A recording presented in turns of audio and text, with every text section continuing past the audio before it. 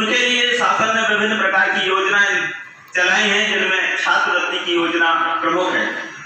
सन 2005 से छात्राओं के लिए शासन ने एक योजना चलाई थी कि जो भी छात्रा और गांव की छात्रा प्रथम श्रेणी हायर सेकेंडरी पास करेगी, उन्हें प्रोत्साहन स्वरूप 5,000 रुपये प्रति वर्ष दिए जाएंगे। ये योजना आज भी चल रही है और आगे चलकर इसमें कुछ संशोधन भी हुआ है। संशोधन इतना हुआ है कि जो गांव से एक बेटी ली जाती थी, वो अब प्रथम श्रेणी जितनी भी छात्रा हैं वो सब ली जाने लगी।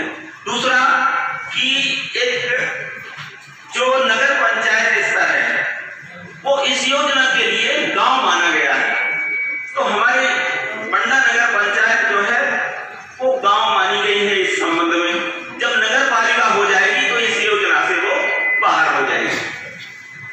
तो मैं आपको अवगत करा दूं कि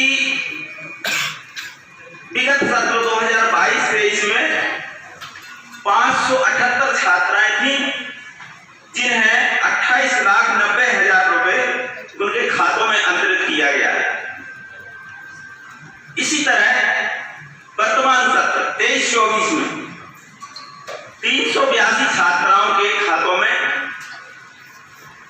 19,10,000 की राशि अंतरित की गई है। इसके अलावा ये राशि तो छात्राओं की है और उनके प्रोत्साहन की है, ये छात्रवृत्ति के अंतर्गत नहीं आती। ये संशोधन हो गया है। पहले ये था कि यदि गांव की बेटी योजना की ये राशि मिलती है तो अन्य कोई लाभ उन्हें प्राप्त नहीं होगा।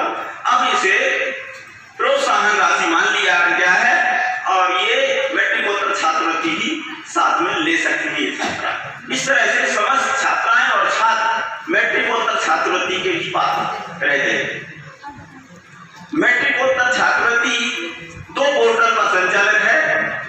विगत सत्र 22-23 में 2.0 पोर्टल से 373 विद्यार्थियों को 22,09,791 रुपए की राशि उनके खातों में भेजी गई।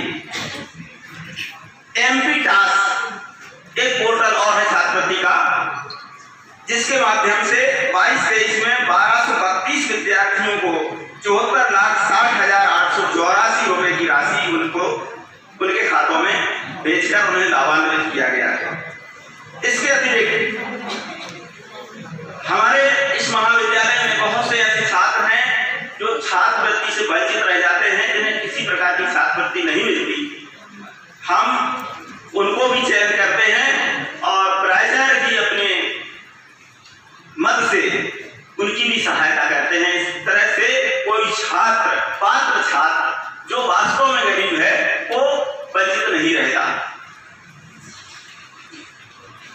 माननीय महोदय, इस महाविद्यालय में कुछ अति आवश्यक कार्य शेष हैं, बहुत से हो गए हैं, कुछ शेष हैं जिनसे मैं आपको अवगत कराना चाहता हूं। पहला, महाविद्यालय में उद्यानों का विस्तार किया गया है।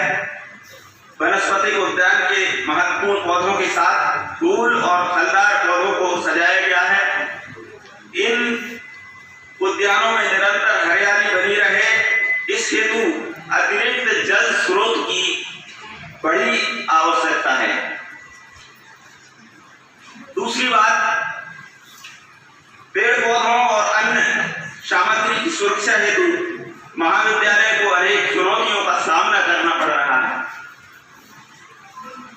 बाउंड्री वाल पूरी न होने के कारण पेड़ पौधों की सुरक्षा और महाविद्यालय की अन्य बाहर स्थापित सामग्री की सुरक्षा हेतु बाउंड्री वाल का विस्तार और पूर्णता प्राप्त करना आवश्यक है।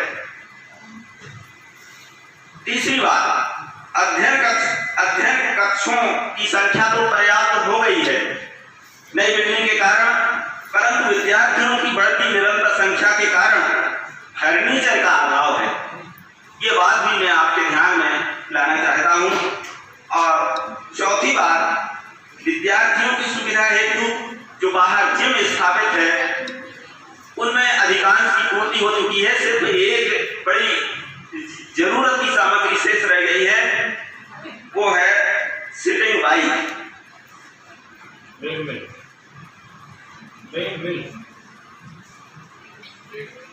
जी सर।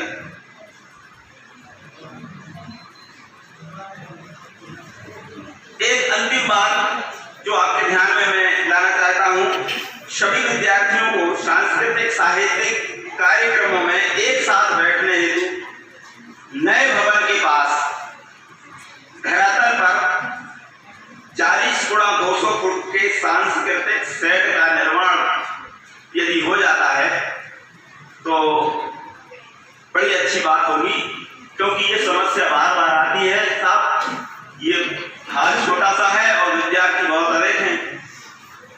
पूरे विद्यार्थी तो कभी आते नहीं, यदि आ भी जाएं तो यहाँ बनते नहीं हैं, बाहर बैठते हैं और कार्यक्रम का पूरा लाभ नहीं ले पाते।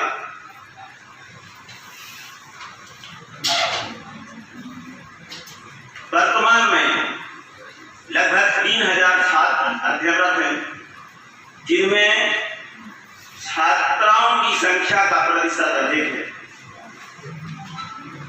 माननीय महोदय, मैं कुछ हटकर के एक बात आप सबके ध्यान में लाना चाहता हूं कि स्नातकोत्तर तो हो गया, इससे विद्यार्थियों को लाभ भी होगा, पर संपूर्ण विद्यार्थियों को लाभ नहीं होगा। आर्ट में बहुत सारी छात्राएं पढ़ती हैं। आज मैं उस बात का भी खुलासा करता हूं जो मैंने आज तक नहीं कही। मेरे परिवार की मेरी भतीजी और मेरे रिश्तेदारों से ही एक और अन्य लड़की जो आत्महत्या का शिकार हुई है, जो इसी महाविद्यालय में पढ़ती थी, किसी को मालूम नहीं है। मैंने प्राचार्य जी से भी मैंने इस बात को छिपा रखा था। ये हर साल की कहानी है, वो इसलिए कि यहाँ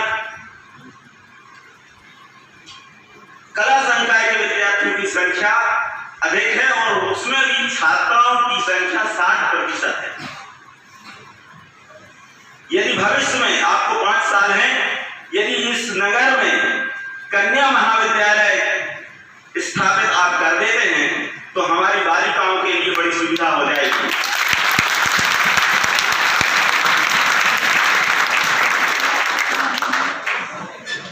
बहुत सारी बालिकाएं, लगभग 5 छात्राओं का औसत प्रति साल का है। मैं आपके जबकि मैं खुद शिकार हुआ, इसलिए मुझे ये बात सार्वजनिक रूप में इस मंच से कहना पड़ी। मैं अपने आदरणीय प्राचार्य जी की बिना सहमति से ये बात कही है।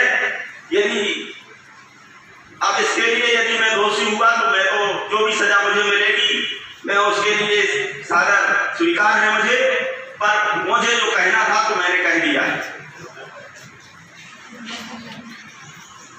मैं अपनी बात करके प्रकृति मानव कल्याण परिषद से जुड़कर सामाजिक कार्य करें, शोषित पीड़ित वंचितों की आवाज बुलंद करने प्रगति मानव कल्याण परिषद से जरूर जुड़े एवं सहयोगी बने।